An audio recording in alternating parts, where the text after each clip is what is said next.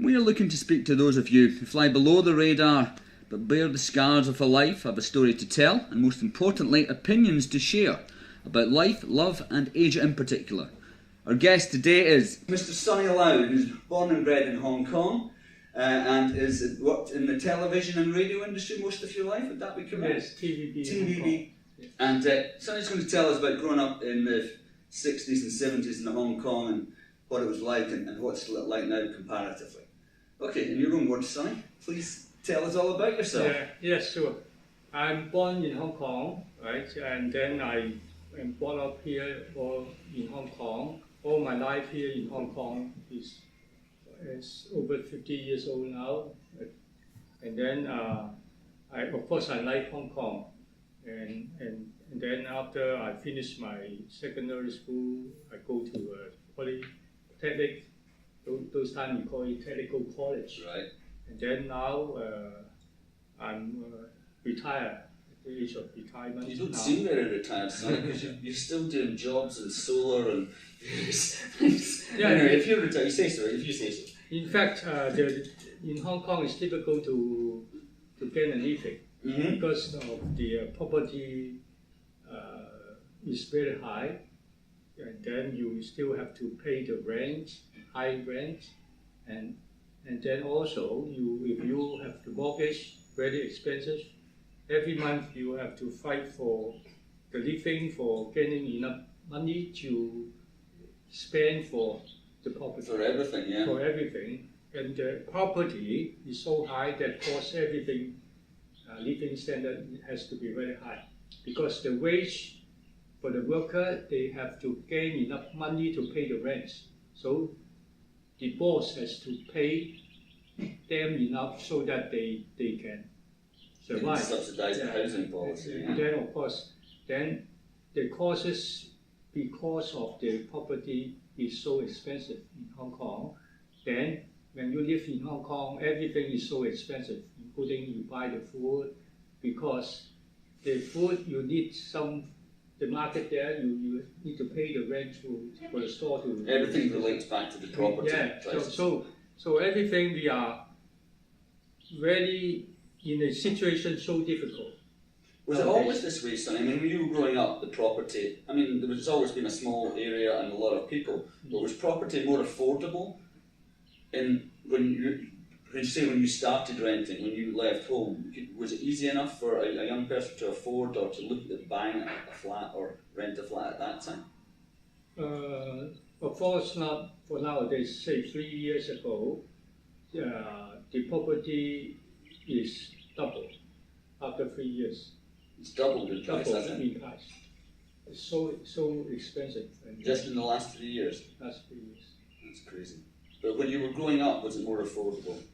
Yes, at that those time? days easier. Yeah, it would. And what was your family situation? Your brothers and sisters and stuff, and where did you all stay when you were growing up? Well, we stay in a village. All right. When we grow up, and then those days is easier for us. You have a village house? Sorry? Did you have a village house? You know, they built the No, we rent a small house. I mean, a flat. And where was that? Where was that? It's in Sham Shui Po area. Sham Shui Po, and it was a village at that time. Yes. And Sham Shui Po obviously is not a village anymore. Okay. And did your family have property? Did your father and mother own property? No. Never. No. So we rent all the right. time. And what your brothers and sisters? Well, they are also they own their own property. And how many do you have, brothers and sisters? How many brothers and sisters? I have one sister and 2 brothers. 2 brothers. Are they all in Hong Kong? Yes. Everybody stays here. Okay. And when you went to get your job at TVB, what did you do there? What was your... Oh, I worked as a maintenance engineer those days.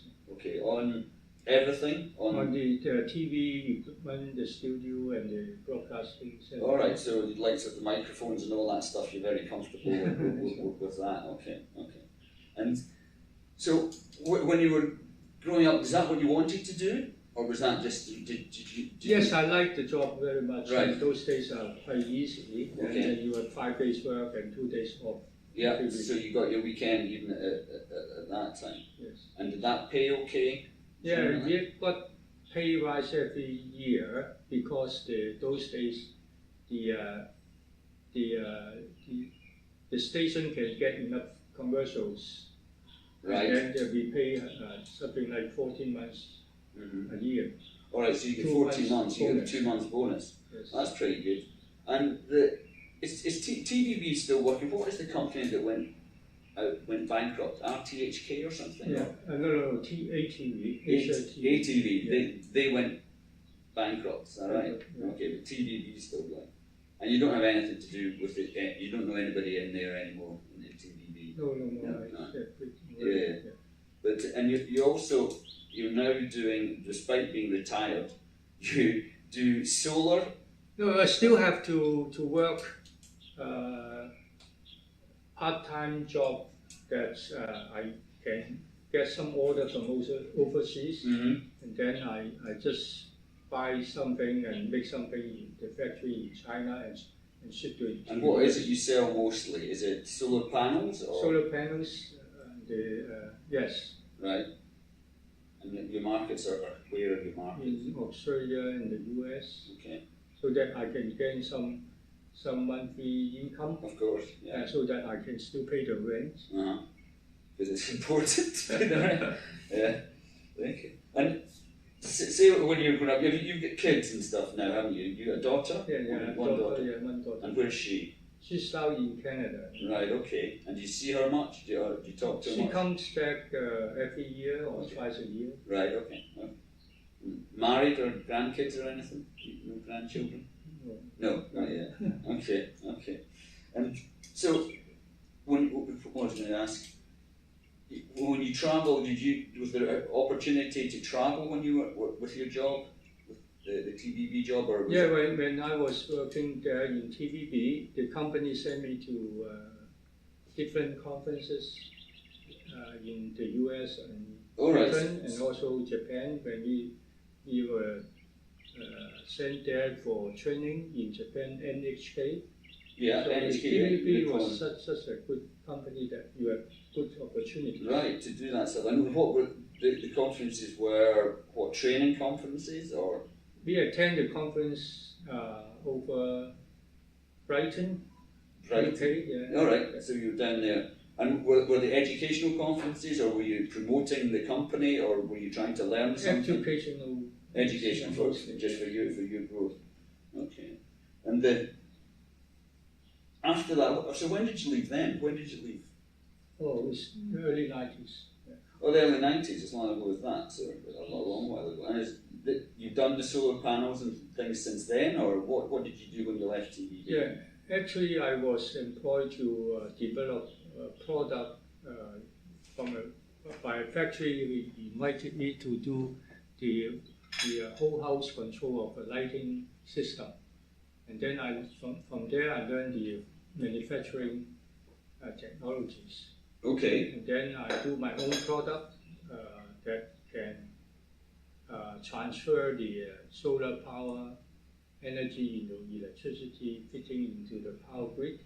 Into the grid. Into the power grid. Yeah, because that's quite an interesting thing to go, because you'll know about that. You know, in the US and Australia, you can put the solar panels on your roof, and then you plug it into the grid.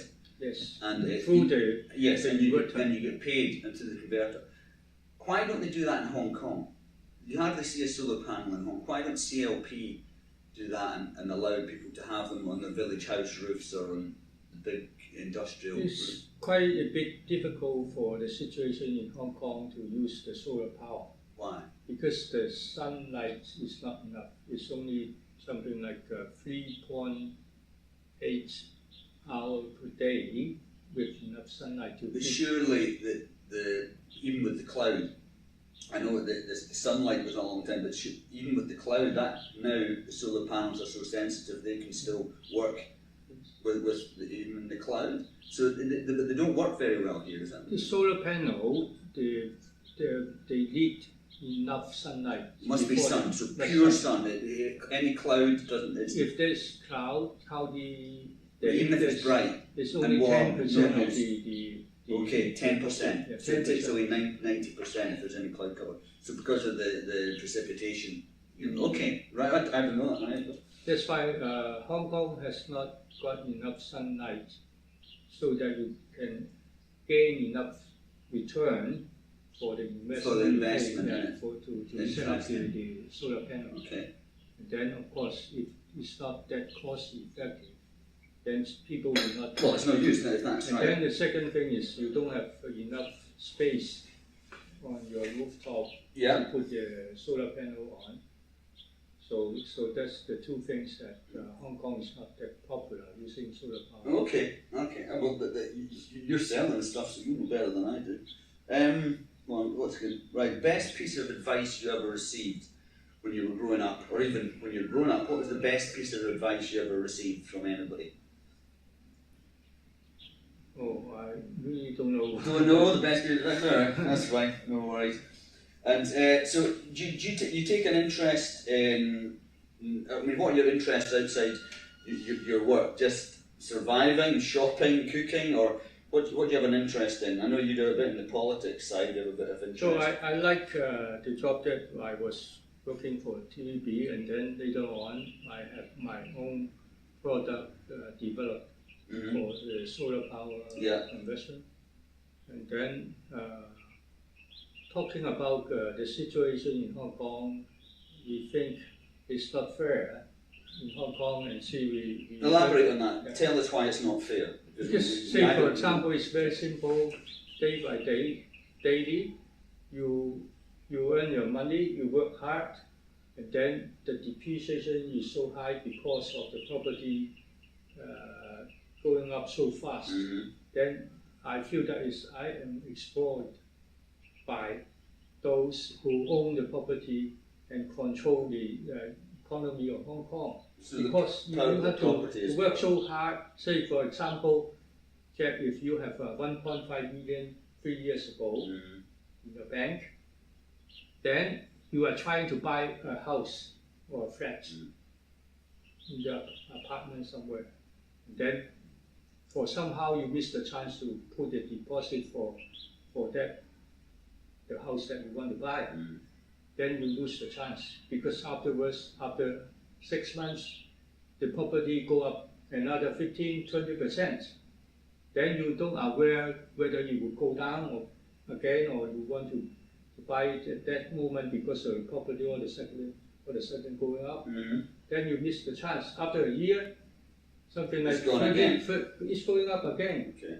Then you miss the chance for whatever reason, the moment you want to buy. So Then the property after 3 years double. Then your amount of money sitting in the bank, 1.5, is still that's the same amount. It's not enough. But the deposit. value has Yeah. come down almost 50% in 3 years. That means To get 1.5 million become 750 million only, So 750,000, right? Okay. right? Yeah. I mean 750,000 only. Then now you're still working hard to pay the rent, and then you still worry about for my age, how can I survive in the future? Because the government is not trying to give us some subsidy Yeah, or old for age pension. pension like that. And they are not doing that because they said that if you have the reserve of say 300,000, then you don't pay at all. You don't get any money at all. It's only $1,000 for the. How much is it for 1,000 something? 1,000? Oh, just Something over $1,000. That's the only subsidy that the government You give to old people. And is that a concern for all old people, or is everybody worried about that? I mean, yeah, everybody should worry about that. Say, for example, I just tell you about if you have 1.5 million, then after 3 years, it become only the value of that amount becomes 750,000 only. because of inflation. Then you still have to pay high rent and pay everything the food is so expensive. So where does it go then? At the moment, everybody's still coping, everybody's still managing. But if there's a downturn in the economy, and suddenly people who are on lower wages can't afford the rent, what's the answer? How do we? The answer is if the government is elected by the people, they will take care of their own interests. Mm-hmm. Right? For example, here in Hong Kong, 3 years ago or 10 years ago, if the government is really look into this matter, they will think of a way how to stop the buyings, the money from the mainland China. The foreign money coming in and inflating the house prices. And then they should find a way to protect the Hong Kong people to buy their own property. Yeah, but they haven't done that. They haven't done that. They're only interested in the money. They keep selling the land in small pieces, so that keeping the property price going up. Yeah. So it's not fair for ordinary people to face such a big problem. Or this is our rights for every civic society. The people should have their own house. Mm-hmm. You don't exploit by the land developers like that. That's my concern. Yeah, and I think it's very valid concern. I mean, the monopoly and the you would call it maybe corruption, but certainly collusion between the government and the property developers. It's actually policy, and they control the house land. They control the price of houses for the developers, but also for people that have bought houses. They want the prices to still go up.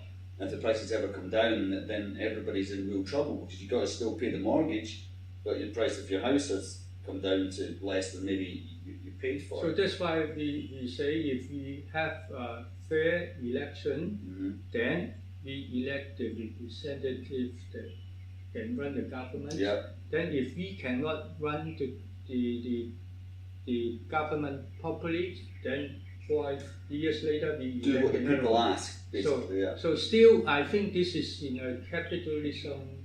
I think it's even more than capitalism here. It's difficult. Still, we have yeah. the chance that we rely on someone we elected. Yes. So that's why in Hong Kong we are very concerned about the election. And is everybody concerned about it? Because I mean, if everybody concerned in Hong Kong, then it'll be a change. Then will be a change. Yeah. But the problem is most of the people are just selfish for certain reason. They just work and daily they don't care about what's going on in the government. Maybe don't see it. Maybe don't have time. No. I think they see it, but they don't want to do something for their own interests. It's all about me. It's all about me, and I'm not going to do anything for anybody else. And so nobody's coming together. So, do you think that anything's going to change in Hong Kong? In the way the government is elected, and the way we all look at it. It's kind of a laugh actually for a foreigner to come and look and you look at the system and you go, it's just a joke really. But is there any way it's going to get changed? Yeah, for long term, if you look back from history, I think there must be a change in the future, but I don't know how soon. However, if you look back to the history of China, we are from the monarchy. Yes. Of government, the Qing dynasty, Yeah. and then we overthrow the Qing dynasty at the revolution. Right? Oh, the Chinese were great at revolutions. You had one every 60 years or so for and, 100 those years. years. And then you see the history, the trend that democracy will come eventually. Do you think, even in China, I mean, the party in China seems to have total control. And it's a self-benefiting thing. The hierarchy is so big that the people who are involved in power, they're going to do anything to keep it. So I mean, we're really looking at a revolution of some kind before any change comes about. Yes. But I mean, I'm doing too much talking here, but talking to the people in China that I know, because of where they came from 30 years ago, how poor they were. They're actually not concerned about democracy at the moment. Even the young people I speak to, because they're making more money than their parents could ever dream of, and so they're happy just to leave it. So that might be a long time coming. But the Hong Kong situation, how do we address that? Because if the property doubles again and the rents double again, how do we pay for that? Yeah, I don't know. What do you guys? You speak to guys that are concerned about this. I mean, what is the idea? Okay, to make it very simple is like that. Hong Kong has the election every 4 years, for the legislature or the government. The government. And then if we have enough seats in the council, then we can vote and have some more say to refill to refuse the government so you're talking about the Democratic Party in Hong Kong. So how many seats do they have currently, and how many do they need to make a difference? Now we have 30 seats 30? out of 70. Right, so you need 36. Another 5. 5 gives you half. Yes. But to get a majority, you need 6.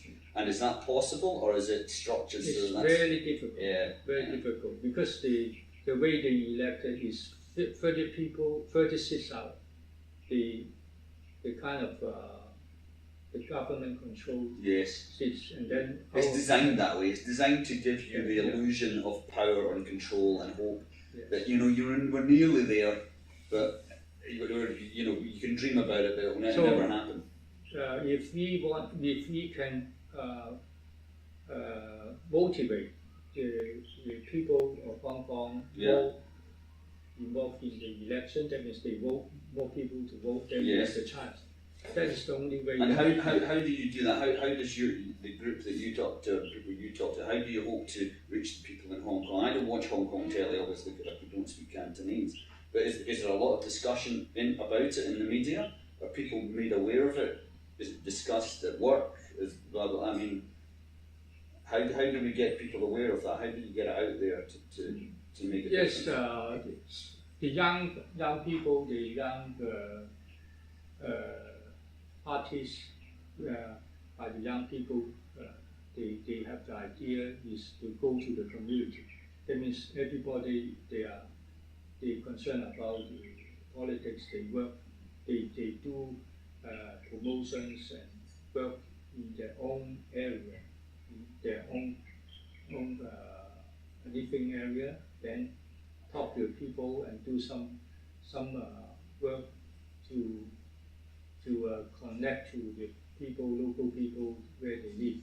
Right. And then do long-term work to connect with people. So that's motivate them to the idea is that the young people that are concerned about democracy and change, they're looking to take it to the community. Yes. And how many people are involved in that group? I mean, because that. Yeah. So I don't have the number, but right. the young people are concerned and are thinking that you do a lot of rally and marches every year is the same, right? If you do more daily work in their own influence a little bit every day, rather than like do a big march, everybody will march, but nothing changes. But you need to change people's minds. But it'd be interesting going forward. As an outsider looking in, I mean, I've read the Basic Law, about how they promise for democracy. And I'm not a lawyer, but as far as I can see, the actual wording is very clever and ambiguous. And it doesn't actually say anything about promising anybody democracy. It was sold as being that, but the wording itself is very, very clever and ambiguous. So if you wanted to argue about the Basic Law in a court, it'd be very difficult to do, and unless the popular feeling in Hong Kong is that they want. The Basic Law is very, very clearly saying that all matters in Hong Kong, within Hong Kong, are the Hong Kong people's own control. You have autonomy. And then except foreign affairs, military matters, then the Hong Kong people should have their own say, the government. But nowadays, they eat their words and then control the Hong Kong government. Of course. Top officials, then we can't do anything. No, and I don't see how that changes it. So talking about Hong Kong independence is nothing that's so so scared about it because the basic law already, Hong Kong is already almost independent. Well, it gives you autonomy, yes. Autonomy that you accept the foreign affairs and military things, right? Then people should do whatever you like. I mean, I find the fear that the Chinese government have about it to be hugely over. No, it's some kind of excuse from the Chinese government. They want to use this kind of subject to say something that you can't do the independent in Hong Kong. It's nothing happened in Hong Kong would be like that because the youngsters, they don't like the situation. They say something emotional. Actually, if you want independence, have they asked me or you or Martin about whether you are willing to get independent from China, Hong Kong? No way, right? So this is something, the excuse from the government of Hong Kong that controlled by the yes, to impose their will. And I'm talking about the young kids that are kids sounds patronising, but the young people that got voted in as MPs. There was 3 or 4 very young men and women, 21, 23 years old, and 2 of them managed to get themselves ejected from the position by not swearing themselves incorrectly. I mean, what's the general feeling on that? As an outsider and somebody who watched this happen, that was a very silly thing to do because you can't change anything from the outside. So why did they do that? And as I just mentioned, the main aim is trying to control Hong Kong using the independence, the voice of independence in Hong Kong. This excuse as an excuse, excuse to do something to control, pay more control to Hong Kong.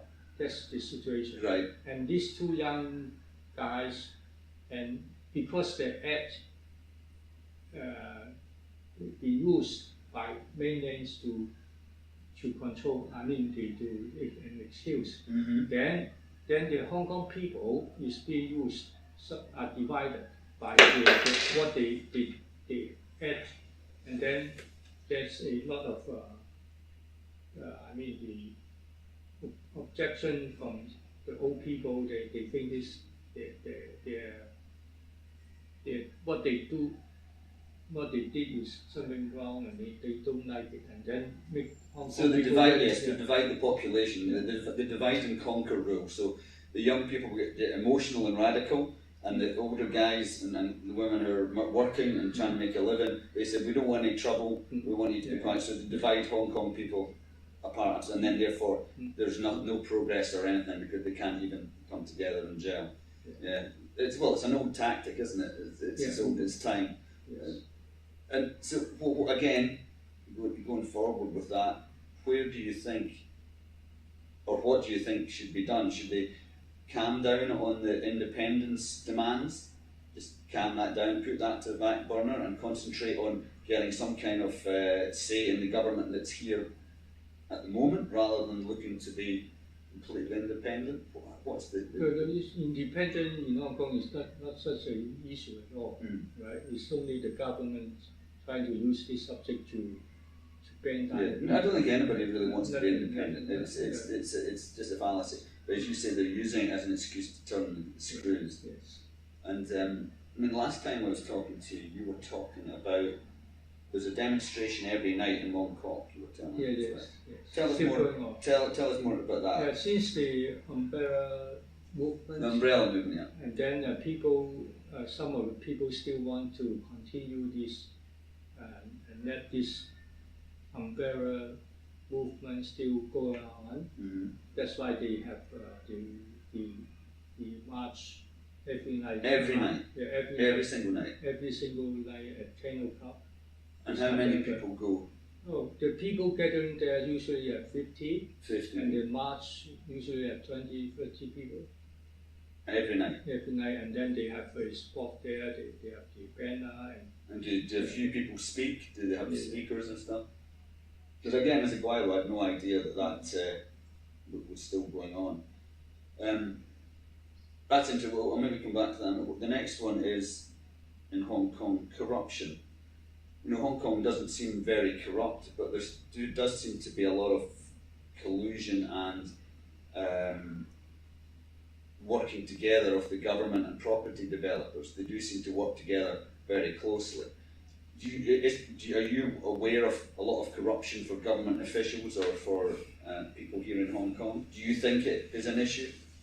Yeah, I think it's getting worse than before. Oh, really? Because of the CY Leung's rule. What was he that? he used his own people. Everything is his own goes to him. Those people he will use.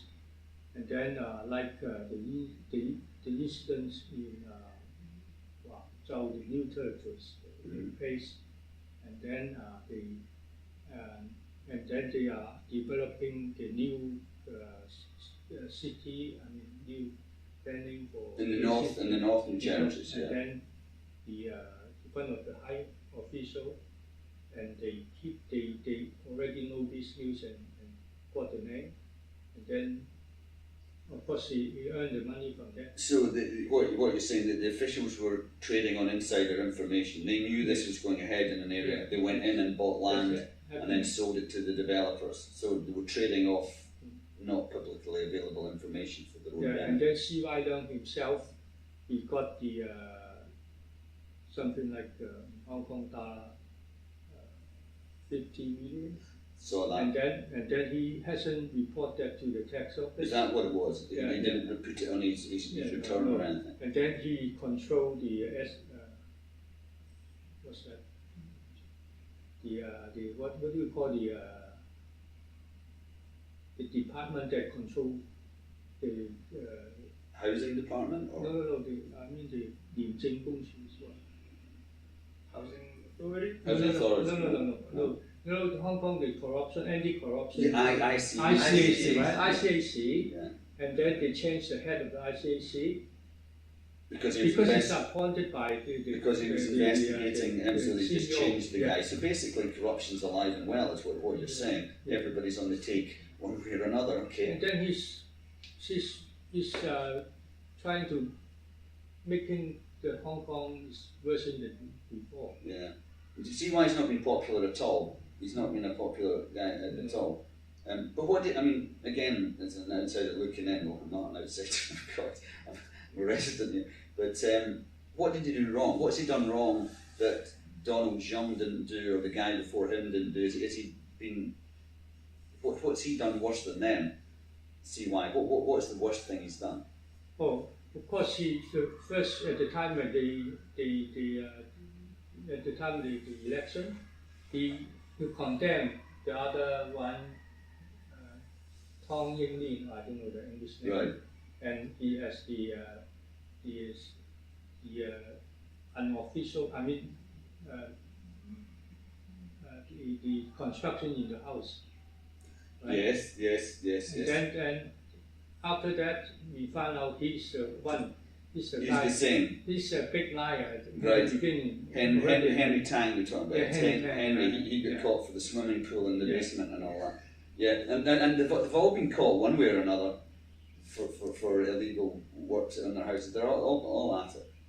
Right, okay. Yeah, where are we going now? Okay.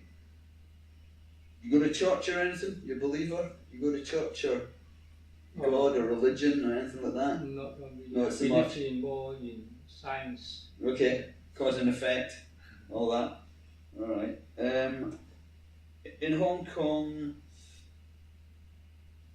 what was it like? I mean, you're complaining about the government now. Now, I've never lived in. Well, I have lived in a colonised country because Scotland is basically colonised by England. What was it like under British rule here? Did it work okay for the local people? What was the local people's feeling towards a British administration? Because obviously it's your country and we're over here running it. I think What was- 90% of the Hong Kong people who live long enough in Hong Kong, they miss the They miss UK it? rule. Yeah, the UK rule. Really? Yeah. Okay, and why do you think that is? Do you think that the Brits made more of an effort to look after the local people because they knew that they had to, there was no way they could control it or do it, but they had to make room for local opinion. So I think the basic thing is the British has become a democracy country, right? Not like we call it the imperial country. Mm-hmm. And then they have their own parliament, and the parliament is elected by the people. Mm-hmm. So the British is fair to Hong Kong. They don't take any money directly from the Hong Kong back tax to the office, UK, back right? to UK. They just have some privilege for say getting some contract or construction things like that is fair, right? Right. So and then the British has built up a good system for Hong Kong people, like the hospital. Yes, it was based on the national health system in the UK, which is very good. Yeah. And we appreciate them, and then they bring us the good system for systematic running of the city. Yes, bureaucracy is pretty good. The management system is quite good for the British. So everybody's happy with that. Yeah, with the way it was done. The construction is always in a way that the safe construction are well prepared, and the management will build the buildings and roads. And no, that's quite. It's quite interesting because I've never really asked anybody what they thought about the Brits being here and we like the British. Mostly it worked okay. Yeah. Well, that's good to know, I suppose. Where are we now? Okay. Is there anything you're doing in business or whatever right now you want to talk about that you might want to tell people about or anything? I think as a civic society, we have the right to vote for own government. That is the basic thing for democracy. Right? It's very simple. You are the taxpayer. You have the right to vote for the government that is spending your tax money. So if the government is not voted by the people, the votes you holding is a mandate. Right? If you don't have the chance to vote for the government, and the government is not elected by the people by universal suffrage, then the government is illegal. Mm-hmm. It's very simple. Right. Okay. And everybody feels. Oh, that's the premise that the not the radical movement, but the general movement here is built on that. If you're paying the tax, you should have a say in who's spending the money. Yeah, and if they say they are the triad government, it's okay. If I'm the one, the triad, to come to you, you have to pay me every month because I threaten your life. Then I say I'm a triad, you have to pay me. Mm-hmm. But if the government doesn't say they are the triad government, then they have to be elected by the people. Because if you are not mandated by the people by the voting, by universal suffrage, you have no right to represent us. You are the illegal government. That's our view. Right. No, I mean it makes sense. It's just. I mean, I always go back to what you said earlier, in that there's an apathy about the people, and they don't care. There's not enough people in Hong Kong that care about it to make it move forward at the moment. As you say, everybody's chasing the dollar and their own interests before anything else. You've mentioned the triads there. Are the triads still powerful institutions in Hong Kong, or what do they do now? I mean, in the old days, I suppose they do gambling dens, prostitution, whatever. What business are the triads in now? Still the same business, or are they changed? They're changing. But they change is doing very little thing and used by the government to beat the people who take part in the demonstrations. Yes, I don't think that wasn't very subtle as a Guaylo or a foreigner looking on. That you saw that all these hoodlums come down and start beating up the protesters. It's obviously an organised thing from outside. From mainland China. Were they mainlanders mainly? Not the Hong Kong government. No. Oh, all right. Okay. Not even China is not doing that. Not doing that. Expect him to do that. Right. But behind the people behind him further and in China. And so what do the triads do for money now? Are they big? They are running the prostitution. Still do prostitution? Yeah. Okay. And then some parking lot. Oh, right. You control. They control the area. parking. Well, I know in the new territories, everybody's got to pay to park your car in the village, right? So it's $500 a month.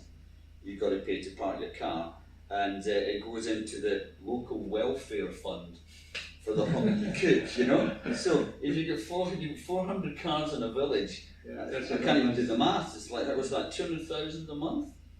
200,000 a month in parking. Amazing. So they're generating huge money, and they control the building thing out there. There was another lawmaker I was going to ask you about who was talking about the land policy in the new territories, where the sons all get a parcel of land to build a house on for nothing. And this was brought in the 60s to placate the Hong Yi Kuk in the new territories. In the 1960s, it was introduced by the British government. Yes. And it was only meant to be a temporary rule. Because basically, a house in the new territories is worth 12 million Hong Kong. So it's about 1.2 You know why? million Because pounds. of the riot in Yes, the riots in 67. 1967. The British government tried to placate them. Yeah. But now, I mean, did you get land? No. So now the urban population, they're looking at these guys when they turn 18, they get a bit of land, they build a house, they get £1 million. Yes. When they're 18, £1 million. It's creating millionaires every time these guys get to 18. You'd be a millionaire if you're born in brother. I mean, how does that go on? Is that an issue that should be addressed? Should we stop that? To stop that is very difficult. Why? Interest people, as a lot of people, they are. But surely they've made enough money from it now that you could say, look, guys, you're taking advantage of it now. It's an old law. Yes, the government is elected by the people, then we can make change. But not otherwise, no. And what do urban people think about that though? Because It's not fair. oh, right, okay, yeah, it's not fair. But It's only because those days the British government tried to control Hong Kong better using this way. yeah, you better to bribe them than kill them, basically. So we'll give you money rather than kill you. Yeah. Okay. What? Did you invest in shares? Do you get any share tips or stock market tips? You don't get anything like that. No? You must be the only Hong Kong person that doesn't. No? I don't have enough money to. Oh, it's not that. Yeah. Don't have enough money. Don't believe a word of it. Okay. Now, is there anything else you want to share with us or tell us or? The only thing I want is to model the thing that I just mentioned about the fairness is in civic law you have the right to vote. If the government is not voted, not elected by people, there's illegal government. They have no mandate to no. leverage your taxes on you. Okay. Thank you very much, Sonny. That was quite an interview. Thank you for happy to talk to you and have the chance to tell some opinion of myself. Perfect. Thank you very much. Thank you. Cheers, Sonny.